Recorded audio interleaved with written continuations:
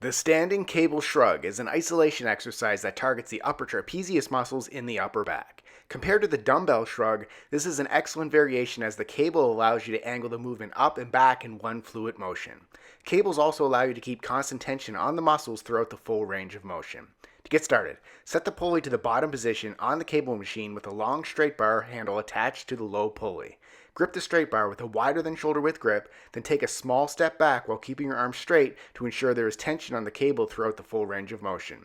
Get into a stance that is close to hip width apart with your arms slightly diagonal to your body with your chest in an upright posture and shoulders set in neutral position. Keeping your arms straight in one continuous and fluid motion, shrug your shoulders up and back, rather than just straight up. Pause and squeeze at the top of the shrug to feel a strong contraction, then under control, slowly reverse the movement until you feel a light stretch in the trapezius muscles. Repeat.